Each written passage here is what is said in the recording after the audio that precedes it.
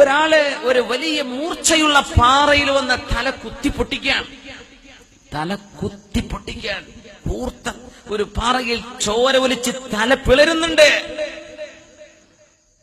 വീണ്ടും ആ തല പൂർവ്വസ്ഥിതിയിലേക്ക് മാറുന്നു. വീണ്ടും തലയിട്ട് തടിക്കുകയാണ്. അപ്പൊ ചോദിച്ചു, ആരാണ് ജിബ്രീലേ? ഇയാൾ എന്താണ് ഇയാൾ ചെയ്യുന്നത്?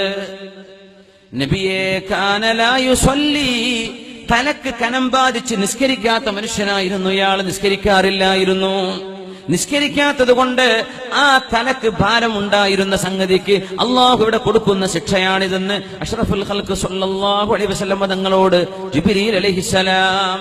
അതുകൊണ്ട് സത്യവിശ്വാസികളെ, പ്രായപൂർത്തിയായ ആണും പെണ്ണും നിസ്കാരം ഖളാ ആയിപ്പോയിട്ടുണ്ടെങ്കിൽ നിങ്ങൾ അള്ളാഹുവിനെ ഓർത്ത് ഖളാ വീട്ടിക്കോളൂ. കഴിയുന്നതൊക്കെ വീട്ടിക്കോളൂ. ഒരു നിസ്കാരത്തിന്റെ കൂടെ ഒരു ഫർള് അല്ലെങ്കിൽ 2 ഫർള് നഷ്ടപ്പെട്ട എത്രയാണോ ഖളാ വീട്ടിക്കോ.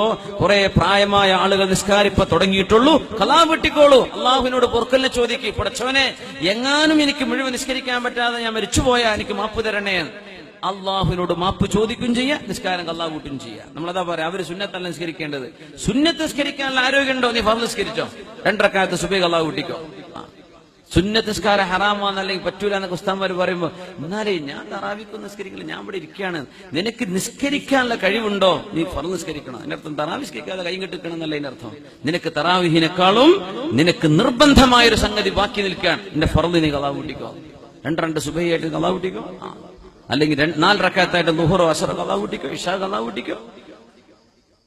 നിസ്കാരം നഷ്ടപ്പെടുത്തിയ ആളുകൾക്ക് അല്ലാഹു തആല കൊടുക്കുന്ന ശിക്ഷ അല്ലാഹുവിന്റെ ഹബീബിനെ കാണിച്ചു കൊടുത്തു. വേറെ ചില ആളുകളുണ്ട്, അവർ